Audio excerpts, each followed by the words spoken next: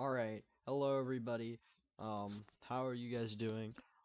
Today we're going to be talking about the potential for a significant tornado outbreak tomorrow across portions of the deep south, including places like northeast Louisiana, eastern Arkansas, a good portion of Mississippi, southwest and western Tennessee, and maybe even into western Alabama.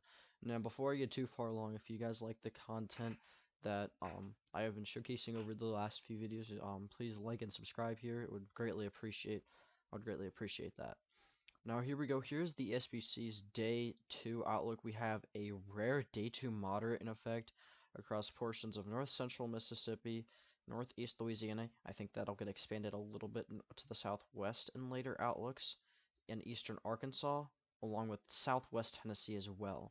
Places in the moderate include Barlett, Tennessee, South Haven, Mississippi, Greenville, Mississippi, Collierville, Tennessee, Germantown, Tennessee. Also looks like Memphis, Tennessee is either in it or on the line, and then you also have Greenville, Mississippi. Now, I'm looking into the enhanced risk. We have portions of eastern Arkansas that are in it, northeast Louisiana, central and eastern Mississippi, and southwest Tennessee. Memphis, Tennessee is actually officially in the enhanced. They're like right on the border of the enhanced and moderate. Jackson, Mississippi, Jackson, Tennessee, Monroe, Louisiana, and Meridian, Mississippi are all in that enhanced. And then around it, we have a broad slight risk region across portions of Louisiana, Texas, Mississippi, Alabama, Tennessee, Kentucky, South Illinois, Southeast Missouri. Within this risk region, we are expecting still some tornadic activity, but the main tornado activity will be in the enhanced and moderate region, along with wind and hail. Further up north, the SBC mentioned potentially upgrading these areas, maybe like Chicago, Peoria, Springfield, and Indianapolis, for the potential for some damaging wind gusts throughout the evening hours as the cold front moves through there. A weak line of showers is going to be possible. The main thing driving our enhanced risk is a 15% significant tornado risk. If you see those hatch marks there, that means a strong to violent tornado is possible within that radius. The 10% significant is a 10% significant chance of a strong to violent tornado. The 15 is a 15. Basically, within the 15% region is the highest. And overall, we're probably going to see a few stronger tornadoes with any of the robust, discrete supercells that fire out in the warm sector. And a couple longer tracking and maybe even a violent tornado cannot be ruled out. Areas in the 5% region, we can't rule out a stronger tornado within those, but currently just a few tornadoes possible throughout the 5 and the 2% region. Wind-wise, we're expecting numerous severe wind gusts to occur within the 15 and the 30% wind area as a squall line forms in the evening, pushing eastward. The squall line will form as the clusters start to, or as the supercell clusters start to grow upscale, which will not happen for a long time. There's a 15% hail risk for these initial supercells. We may end up seeing a significant hail risk maybe eventually across portions of the northern risk area as storms may be more elevated over there, so the low-level wind shear will not affect the profiles. Now, before I go into the models, I just want to say the models are having big time errors with the cold, and this is a common theme. As we see the 18ZHRRR, which I'm about to show, it's quite cold across portions of Mississippi, Louisiana, Arkansas, Missouri, Illinois, Alabama, Texas, Oklahoma. This is going to affect the event because it's underdoing the temperatures by at least a couple degrees in those areas, which is going to have a huge output on the severe potential because the lapse rates are not so good. But if you give the temperature about a 3+ boost, it'll actually enhance it, and the boundary layer won't decouple as well. Looking into the 12Z ARW, it is atrocious, very big temperature difference. The 12Z NSSL is not terrible, but it's not great either. I feel like the FE3 is probably the best model, and the 12Z NAM is just even worse. First, we're going to start by looking at the HRRR. I have the wrong run loaded for some reason on 2 of these pages. I am sorry, that is my error. But, we're going to actually first start looking at the synoptics. So we have big time system over here in Canada and throughout the northwest United States that's ejecting through. This is going to bring our big time severe weather threat. As you can see there, this system just ejects and gets more amplified. We'll stop it at 20Z. Here we go, 20Z. The HRRR showcases an embedded little vorticity shortwave kink in Mississippi, Alabama, and Louisiana that's going to initiate shortwave supercells, along with the abundance of confluence bands and a prefrontal trough that are going to be situated ahead of the cold front, which is like located all the way over here at this point. This stronger belt of 500 millibar flow is also is also very common within tornado outbreaks throughout the past couple of years. Is this belt of flow right here, the split flow look? This is very common. You can see a very amplified shortwave, probably a neutral tilt here is what I'm looking at. Correct me if I'm wrong. Looks neutral to maybe slightly positive. Pretty good either way. We'll kind of look at the moisture advection also and kind of see how that's going up. And I forgot to mention the moisture on the models is probably being underdone in some circumstances too. Here's the moisture. So the 18ZH is actually underdoing the moisture across Mississippi and Alabama and Tennessee. The 12Z is outdoing the moisture overall. The NSSL looks good, and the FV3 is underdoing it in a couple areas, and the 12Z NAM looks good. So here's the 18ZH moisture advection wise. Moisture currently is evecting out of Texas as a cold front is moving north. That's going to turn into a warm front throughout tonight. And we're going to get a strengthening surface low that's going to undergo cyclone genesis probably somewhere in Iowa, Illinois, or Wisconsin tomorrow. And maybe even into Kansas, as you can see here. If we keep putting the frame forward, we're expecting 60-degree dew points to be in around the DFW area at 12Z, which is 6 in the morning. I believe, or 7. I think that's actually 7. Yeah, 7. Is it 7 in the morning? It's either 6 or 7 in the morning is 12Z. And we'll have 50 streaming up through Oklahoma and Arkansas as well, and low 40s into Illinois. The strong surface winds and the very strong LOJ is just going to keep advecting this moisture northward. Now, notice Arkansas is probably getting underdone moisture-wise from what I've seen on the models. There's this random area that keeps getting underdone Arkansas for some reason around Little Rock. I don't know what's happening, but it's something. But as we can see here, as we head towards 18Z, we see the surface low really start to strengthen across Illinois area, and we can see our dew points around 22Z, or just before 22Z, right before storm initiation, probably is going to be around 18Z, so right before that, we have 60-degree dew points throughout central Arkansas, Mississippi, southwest Tennessee, eastern Texas, northern Louisiana, with 70s across south central Mississippi, Alabama, Texas, and Louisiana. And then as we get toward the night here, we see 70s advect into portions of Mississippi before supercells eat them up. And in Illinois, we have 50-degree dew points, which could create a cold core severe weather threat along the low pressure here. I don't know why I just clicked the sounding.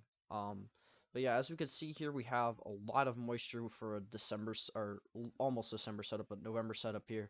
So this is going to really enhance things. Now moving into the mesoscale here, here's how the HRRR outputs its precipitation here. Now note, this is not going to be 100% correct, but we have storms forming at 14Z already on the HRRR. And yeah, I don't know if we're going to have storms forming that early. If they form above the elevated cap, then maybe, but I don't think there's enough forcing for that. If we look here, let's go 14Z on the HRRR here. We have a very strong elevated mixed layer across Louisiana, Mississippi, so I'm not really sure if we're actually going to get convection at 14Z like the HRRR is showcasing. But in this case, convection is not a bad thing, so it's possible because that's near like 9, 10 o'clock. I do think we'll have convection going probably 11 to 12. And ahead of the moistening warm sector, it's going to be pretty big, especially once we get the storms to kind of form there. If we take a sounding in front of the supercell that's evolving in western Mississippi out by Yazoo City there, we can see the environment is favorable for severe weather, just not quite favorable enough. If we go back to the 12ZH run, you can see the environment is pretty favorable there as well, but at that point, we don't have a storm going into that. So maybe firing a little bit earlier could have a little bit of impacts on the event. Our shear profile is very good at this point. We just don't have the best surface instability. Oh, I didn't mean to play that. As we get to our 19Z, we see that supercell is really starting to get going now. And we can see the environment is still not great with it, so maybe we'll be teetering on the edge of being surface-based. Now, the main convection I would probably watch is all this stuff forming out here. We'll get probably some supercells. Maybe it'll be messy at first, but once we get a few supercells to merge, we'll probably have a big time threat out there in like central Mississippi, northeast Louisiana. And if we take a sounding there in like northeast Louisiana, we'll kind of go over the environment, and we can see a very curved low-level hodograph along with winds that aren't backed at the surface, but they aren't veered either. They're just straight out of the south. We also have solid instability throughout the skew T between the red and the white lines, which is our instability chart. And our hodograph here is showcasing some very strong wind shear and a very well vented hodograph, which means the upper level winds are out beyond the hodograph shape.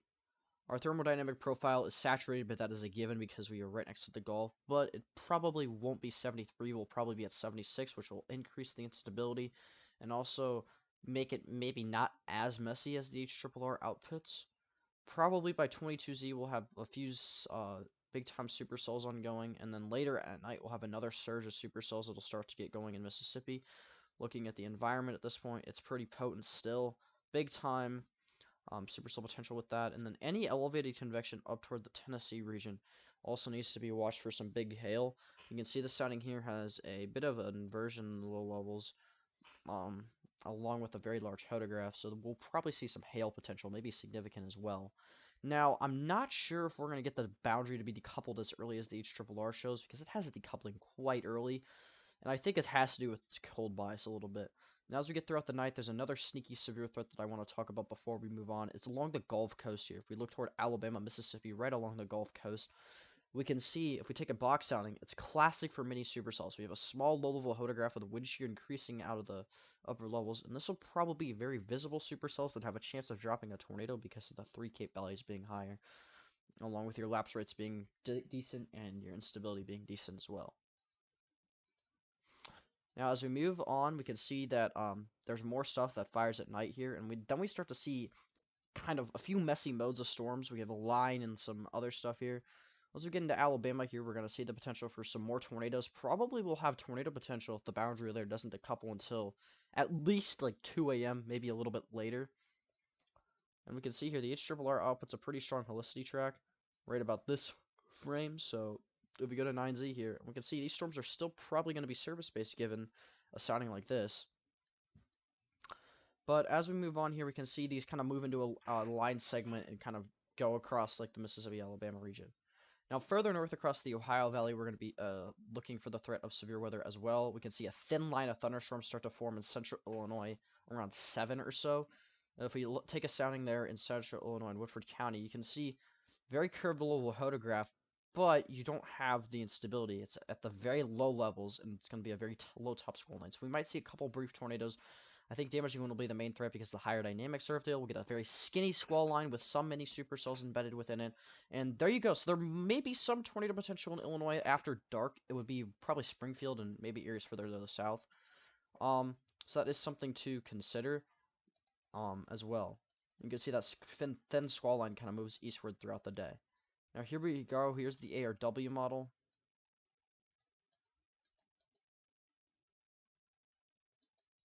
I don't know why it's doing this. So we get storm initiation is a lot later on the ARW, which I think is probably a given, and we have multiple discrete supercells that form kind of along this area in central Mississippi here, which is probably again a given. Looking into them, the profile isn't the best, but it'll do the job. And then toward 23Z, we also start to see more supercells firing in this area. It's a little bit of a corridor there down there in central Mississippi that we get supercells to keep firing off of. Now, the one thing that I'm very skeptical about is that the warm sector is not that far north on this model, and I think that's probably a lie. I don't think the warm sector I think the warm sector is going to go way further north than the ARW shows, and remember, it's one of those models that has a lot more cold air with it, so it probably is not as correct on that stuff. And we can see here multiple supercells are still ongoing overnight across the warm sector, just aren't as significant there. So yeah, here we go is the NSSL. We'll kind of look at that quickly. We can see here multiple areas of supercells try to form. The NSSL looks like a fail mode does. We don't really get that many supercell structures across the area. If we go look at helicity tracks 2 to 5 kilometer, there really aren't that many. The ARW shows quite a few, especially along the Gulf Coast. We haven't looked at the FE3 yet, but the FE3 lights the Gulf Coast up. And then this is the HRRR, and I think the HRRR is taking into account the northern side of the warm sector a lot better than the other models. We'll go to the 18Z1. I think it's accounting for that a lot better. I think we'll have severe potential all the way up to here. I mean, tornado potential potentially in the Tennessee as well. Here's a look at the FE3. What it has the Gulf Coast with a pretty big event. We see supercells fire around the same time as the HRRR, and many of them fire across this area. If you look ahead of the kind of area of storms that it has, we have a very solid environment for tornadoes, except for the fact that the thermodynamic profile is probably underdone. The FE3 is probably lacking in moisture, but the temperature may be a little bit more correct. As we can see here, multiple supercells form. This is a common FE3 bias to have a Gulf Coast bias, if you know what I'm talking about. It's one of the models that has a lot more UH track output toward the Gulf Coast, which is quite common. Now, looking into the NAM, one of the regional models here, we can see kind of how this environment evolves. So here's towards 0Z. The NAM is a lot further west than any other model, I would say, with really everything. I would say forcing mechanisms, cape. It's still pretty far to the west with everything. We could see we have pretty solid theta E margins across the region, going up into the Midwest as well. And NAM still wants the idea of supercells firing in Arkansas and spreading east from there in Missouri or in Mississippi. So that's quite interesting. So if we look here, kind of in southeast Arkansas, we'll take a sounding, and then we'll take one in northeast Louisiana as well. Here's 0Z in western Mississippi toward Yazoo City. We can see soundings are pretty solid, especially in Louisiana there. And then as we go look towards 0Z in Mississippi, again, very solid sounding. The NAM may not be too wrong here in this situation, but we'll see. It's a little bit slower than the other models. Since it is a little bit slower, we have the squall line reaching central Illinois at 3Z instead of 0Z. It's at that position at 0Z. What this does is it brings up more convective potential energy into central Illinois for there to be a higher severe weather threat. And I think the NAM is probably the most aggressive model throughout this event. It has quite the instability reaching up into areas like Illinois. Not quite, but it has a lot better instability reaching up into Illinois and Indiana and those areas throughout the daytime hours. Now, something else that I would like to mention is kind of the synoptic look we have with the NAM. Again, we have a strong digging trough with split flow, again, in like Arkansas, Illinois. Especially if we look at 300 millibar or 250 millibars, we can see the defluence pretty easily there across Illinois, Kentucky, Indiana, Missouri, Arkansas, and Oklahoma. This causes large-scale ascent, which brings up more instability, which is not really, or more instability and moisture, which is not really too surprising that the NAM does that. Look at the same period, and we can see the NAM is easily the most aggressive model with dew points out of all of them. Actually, the HRRR is pretty aggressive too, bringing it up into central Illinois as well. So I think the HRRR and NAM are probably a little bit more on the same page. If we look at the NAM's dew points, they're pretty correct, along with the HRRR's dew points, except in like Mississippi. You can see here, the HRRR's really got a big-time bias across Mississippi, which is ruining the thermodynamic profile for those supercells to form on the run. So it'll probably be a little bit better than expected in those areas. Now, going back to the SPC's page, we're going to look at the HREF as well. And we can see the HREF, again, this is the mean model composite. We can see, again, it has the split flow look across the region, and then everything kind of combining as the trough kind of moves further to the east. Let's look at the mean instability throughout the HREF. I feel like this is going to be a great product to look at. So everything here is the mean. The max, and then there's the mean. So it looks like the max solution right now, instability-wise, is the HRRR. Okay, guys, I have had so many technical difficulties on starting and stopping up my stuff and just other stuff, so we're going to have to end it kind of abruptly, but before we go, we'll kind of show you that I think the HREF is probably a little bit of an outlier in the situation. It is way far south. I think this is going to be moved a lot more north, and I think the SBC is going to trust in that as well, and already has. But something that I want to talk about before we go are the fail modes of this event. 1, maybe a messy storm mode. 2, maybe the warm front being stifled, although that is unlikely. 3, the boundary layer being decoupled early. I don't think this is a huge possibility though. Well, actually, it probably is a big possibility, but I think some of the models are decoupling it way too early. 4, maybe like Hmm. I gotta think about this. Maybe some clustering up a little bit too much that kind of goes into the messy category. And then maybe some of the storms going into the weaker instability a little bit too early because they initiated too far north. Now, that is going to do it for this video. If you watch through, thanks. This might be a little rough. I got to do a little bit more editing on these than I have to do normally. If you were watching, thanks. And I'll see you guys in the next one.